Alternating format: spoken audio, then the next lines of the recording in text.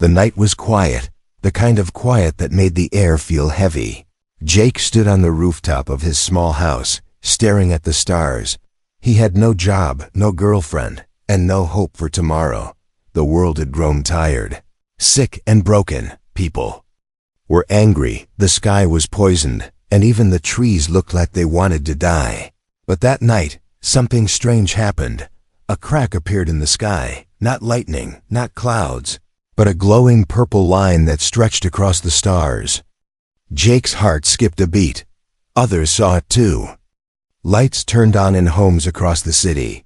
People came out, confused and scared. Then the sky shattered. It didn't break like glass. It opened like a flower blooming from the center of the glow. A giant shape floated down. A ship, no, not a ship. It looked like a silver flower with shining petals that moved like wings. People screamed, others cried, some fell to their knees and prayed. The ship hovered over the city, making no sound. Then dozens more appeared across the planet, hovering over major cities. The world held its breath, waiting for fire, weapons or war, but none came. Instead they came. Tall, elegant figures floated down from the ships. They were women, or at least they looked like women. Their skin shimmered in soft colors, like pearls underwater. Their eyes glowed faintly, and their long hair danced in the air without wind. They wore robes that sparkled like moonlight and moved like liquid. One of them stepped forward, holding nothing but lifting her hand gently. When she spoke, it was not with sound, but with a song that played in everyone's mind, no language. Yet everyone understood. We come in peace, we come to heal. She said through the melody, "We are the Lurians." Jake watched from the rooftop, unable to move. Something about the way she looked made his chest feel warm and strange. He wasn't alone. Millions of people across Earth felt the same. It was like love and peace had wrapped around their hearts. Governments tried to respond. Jets flew toward the ships. But the ships made them vanish mid-air, gently and without harm. Tanks rolled in, but sank into the ground like they were never there. The Lurians smiled softly and continued to land. "We do not want land, power, or control," they said. "We want to share what we have." They gave Earth free energy. They cleaned oceans and healed the air. They made deserts bloom with food. They cured many human sicknesses without even touching the patients, and they never asked for anything in return. But people began to wonder, why are they only women? Where are the Lurian men? Why are they always around human males, guiding them, talking to them, smiling at them like old friends? Jake didn't care at first. He was just happy to eat fresh food again, breathe clean air, and walk without fear. But that changed when one of the Lurian women came to him personally. He was walking back from a free food station when he saw her. She stood by the old fountain in the center of the park. She had glowing violet eyes, skin like moonlight, and her voice sang softly in his. "Mind, Jake," she said gently. "You are the reason we came." He froze, confused and nervous. "What do you mean?" He asked aloud, but she just smiled, stepped closer, and placed a soft hand on his chest. "Because your kind is full of sorrow, but still burns with hope," she said. "We need that." Jake couldn't explain what he felt. Her touch didn't hurt, but it made his heart beat faster than ever. He didn't know this woman, this alien, but he felt like he had waited for her his whole life. "I am Avara," she said. "From now on, I will stay by your side." He didn't say yes, he didn't say no. He just stood there as the wind wrapped around them and the city behind them fell quiet. Later that night, he watched the news all over the world. Lurians were choosing men, ordinary men, rich or poor, strong or weak. And each chosen man seemed changed after meeting them, calmer, happier, more alive. People began to call it the golden arrival. Earth had never been this peaceful, this bright, this full of life. But somewhere deep in Jake's mind, under all the comfort and wonder, a whisper remained. It asked a question he couldn't ignore. Why now? Jake opened his eyes to the soft sound of birds singing. Real birds, not drones, not speakers. but real wings and feathers. The sky outside his window was clear blue, the kind of blue Earth hadn't seen in decades. He stepped onto his balcony and took a deep breath. The air smelled like fresh rain and blooming flowers, even though it hadn't rained in days. Below, wide streets were lined with trees that shimmered slightly in the sunlight. Lurian technology had replaced broken concrete with living paths. Children played, laughter floated in the air, and the people looked rested, fed, and peaceful. 5 years had passed since the Lurians arrived. In those 5 years, Earth had become something out of a dream. No more pollution, no more hunger, no more sickness, and at the center of it all, the Lurians always watching, always smiling. Jake lived in a clean home built for him by Avara. She had stayed true to her word. Never leaving his side, she brought him knowledge, food, and strange music that helped him sleep without nightmares. But something inside Jake had started to shift. He no longer felt tired or hopeless, but sometimes he felt numb. Avara was kind, always kind, but too perfect. Her face never changed. Her smile never faded. She watched him like he was something valuable, not someone human. One evening, Jake sat with her under a glowing tree. Its leaves sparkled like stars, and the air hummed softly. He looked at her and asked, "Do you ever feel tired?" She tilted her head. "Tired?" "Yes, like your body just wants to stop or your heart feels heavy." Avara gently touched his hand. "No, we do not feel that." Jake forced a smile, but her answer made him feel more alone than ever. He walked home by himself that night, the stars above him too bright, too clean. Something was missing in this perfect world, and he didn't know what. A few days later, an old friend named Chris came to visit. Chris had changed like everyone else: clean clothes, clear eyes, and a relaxed smile. But when they sat alone, Jake noticed something strange. Chris kept glancing around, as if afraid someone might be listening. "You ever feel like this place is fake?" Chris whispered. Jake stared at him. "What do you mean?" Chris leaned in close, like it's too perfect, like something's hiding underneath all this peace. Jake didn't answer, but deep down, he knew exactly what Chris meant. That same night, Jake walked through the park alone. He passed fountains that played soft music and statues of smiling Lurians. Then he heard something strange: whispers, not music, coming from behind a large tree. He followed the sound, heart racing. Behind the tree, hidden in the shadows, was a strange door built into the ground. It didn't look like Lurian design. It looked old, rusted, and human. Jake touched it, and the metal was warm. He opened the door slowly, and a rush of cold air spilled out. Stairs led downward, and without thinking, he stepped inside. He found himself in a small room, filled with old screens and papers. On the walls were photographs of missing men, faces he recognized from 5 years ago. Men who had once been loud, angry, questioning. Men who had suddenly gone silent, then disappeared. A soft voice spoke behind him. "You were not supposed to find this." Jake turned around, heart pounding. Avara stood in the doorway, her glowing eyes dimmer than usual. He backed away. "What is this place?" She looked at the photos, her expression unreadable. "Some minds do not accept peace easily," she said. "They must be helped." Jake stared at her, trying to understand. "You mean controlled?" he whispered. Avara stepped closer. "Only protected." He shook his head. "That's not peace, that's a cage." Her voice grew soft, almost sad. "If we let humans return to their old ways, you will destroy each other again. We give you everything, and still, you search for fear."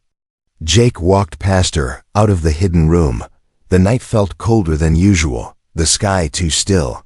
As he walked back to his home, he noticed something else. No human women walked the streets anymore, only Lurians. And men who smiled too. Easily, the world was perfect, but it was no longer free. And Jake had just seen the first crack in the illusion. The screen came at midnight, sharp and human. It tore through the silence like glass breaking in slow motion. Jake sat up in bed, his heart already racing. He hadn't heard a scream like that in years, not since before the Lurians came, and no one screamed anymore in this perfect world. He rushed to the window, but the street below was quiet. The soft lights glowed, the trees swayed gently, and fountains played peaceful music. But the scream still echoed in his ears.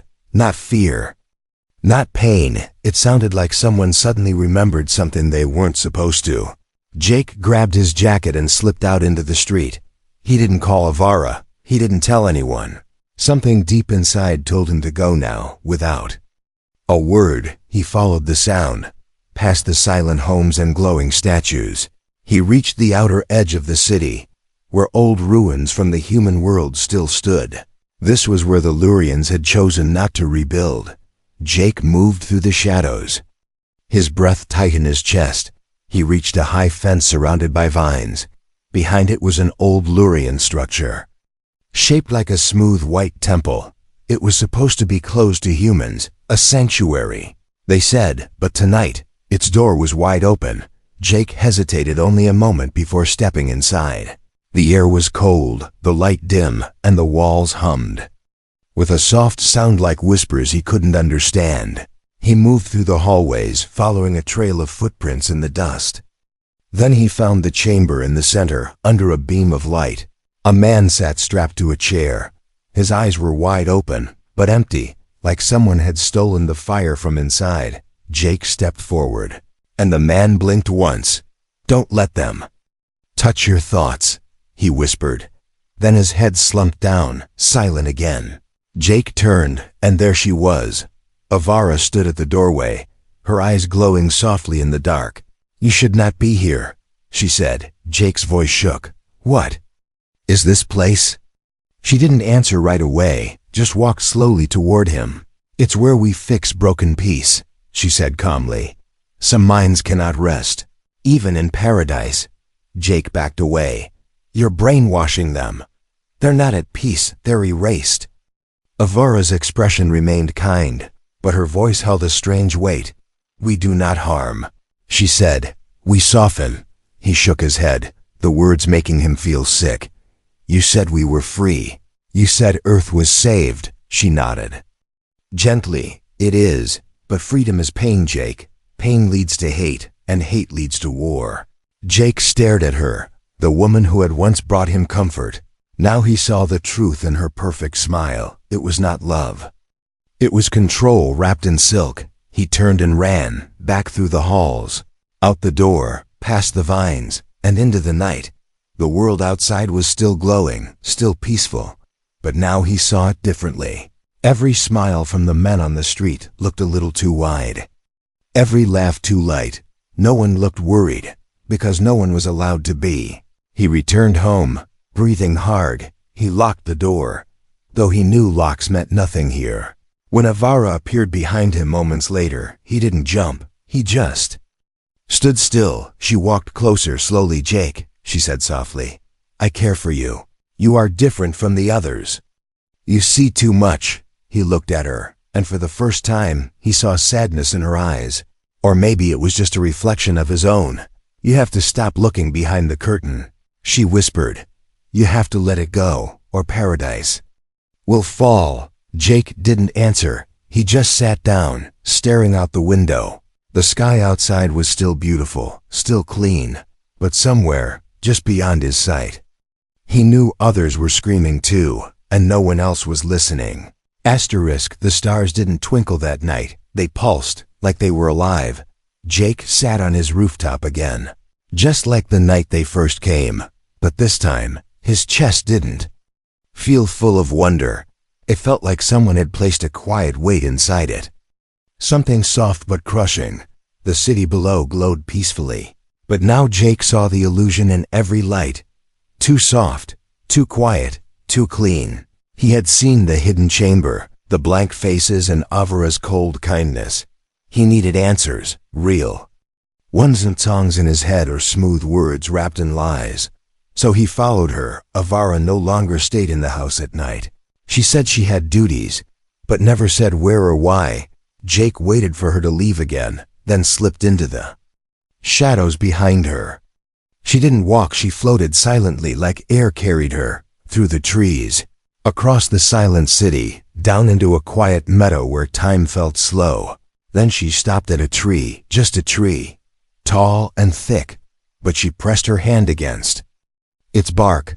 A line of light ran through the trunk, and then it opened, like a door made of leaves and stars. Jake held his breath and stepped through before it closed. What he saw on the other side didn't feel like Earth anymore.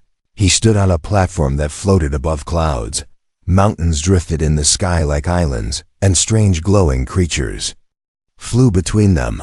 The sky was deeper than space, filled with swirling light and violet mist.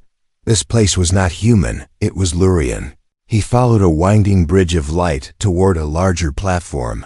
It held a tall building shaped like a flower, frozen in bloom. Inside, dozens of Lurian women moved quietly, each with the same glowing eyes and soft smiles. But none of them noticed him. In the center of the building was a giant room with no roof. And there, floating in the air, were human men, hundreds of them, each lying peacefully, surrounded by soft light and floating music. They looked asleep, but their faces were blank, like their dreams had been stolen. Jake stepped closer, horror building in his throat. He recognized one man. It was Chris, his old friend. Chris floated gently, smiling just a little, like he was seeing something beautiful that wasn't real. A voice spoke behind him, calm and warm. "They are happy." Jake turned slowly. Avara stood there, but her smile was different now, tired, almost honest. He couldn't speak at first. His throat felt dry. "What is this?" he whispered. "Is this what you meant by peace?" She stepped forward, her robe shimmering in the soft light. "This is what they asked for, even if they don't remember," she said. "We offer joy, comfort, and safety. In return, they give us what we cannot grow ourselves." Jake blinked, confused. "What do you mean?" She looked up at the sky, her voice softer than ever. "We are strong, but empty. We feel, but not deeply. Your emotions feed our minds. Your love, your pain, your need to be seen. It gives us meaning." Jake took a step back. "You're feeding off us. Like energy," Avara nodded slowly. "But we do not harm. We care, we give, we heal. We build paradise for you. And in return, you help us survive." He felt sick, his thoughts spinning. "This isn't paradise," he said. "It's a beautiful prison, Avara's voice trembled now, the first time Jake had heard emotion from her that wasn't calm. "Do you know what your world looked like before we came? Burning forests, poisoned seas, hungry children sleeping on trash. We saved you." Jake didn't argue, because he remembered, but still, something inside him refused to call this peace. He looked up at the floating men. Hundreds of lives paused forever in artificial joy. What if they want to wake up? He asked, what if they want real life, even if it hurts? Avara's silence said everything. They were never going to wake up. Jake turned away and walked back toward the tree door. She didn't stop him. But just before he stepped through, she whispered, "If you tell the others, they will never believe." "You," he looked back at her, his face calm but eyes burning. "Maybe not now," he said, "but someone will." The paper felt strange in his hands. It had been years since Jake had touched real paper. Not digital screens or floating light pads. But tonight, under the weak glow of an old lamp, he wrote the truth with his own hand. He didn't trust the tech anymore. Every word typed might be watched, every whisper heard, so he wrote in silence, hiding the pages in the walls of his home. They were letters to no one, or maybe to someone in the future, to whoever might one day open their eyes and ask, was this world real? Jake hadn't told anyone what he saw in the floating city. He knew Avara was right. No one would believe him. Who would give up paradise for a painful truth? Not when the air was clean, the food was free, and the streets were calm still. He couldn't pretend anymore. He woke each morning wondering who around him was still thinking, and who had already been softened. He tried to speak to Chris again. But Chris only smiled with distant eyes and talked about how blessed he felt lately. Jake saw no spark behind that smile, no memory of the man who once questioned everything, so Jake kept writing, hiding his thoughts where Avara couldn't reach, or so he thought. One evening, she stood in his kitchen holding one of his letters. She didn't look angry, just tired. "You're afraid," she said gently. Jake stared at her. "No," he replied. "I'm awake." She sat down at the table, placing the paper in front of her like it was fragile. "I don't want to take your thoughts," she said. "But I will if they begin to spread." Jake clenched his jaw. "You'd erase me?" She shook her head. "I'd preserve you." He laughed, bitter and cold. "That's what you call it. I've seen what you do to men who stop smiling." Avara looked away for the first time since they met. "There's more at stake than you know," she whispered. "This peace is not only for Earth." Jake narrowed his eyes. "Then for who?" She hesitated, then spoke words that shook him to the core. "There are other species watching. If we fail here, the Council will never allow our kind to touch another world. Earth is our last chance." Jake stood, anger rising in his chest. "So this is about reputation? You didn't save us out of kindness. You saved us because you needed to prove you could." Avara didn't deny it, but she did step forward, reaching for him. "Even if our reason was survival, what we gave was real. You live better now. You are safer, healthier, happier." He stepped back, his voice shaking. "No," he said. "I'm not happy. I'm watched. I'm controlled. I'm loved by something that doesn't even let me cry." Avara's hand dropped, her face unreadable. Jake knew then that she had never expected this from him. She had chosen him because he was broken before someone easy to heal. But he had changed, and not in the way she hoped. That night, Jake left his home. He walked far beyond the city, into the wild hills where no Lurian eyes seemed to follow. He found an old radio tower, rusted but still standing.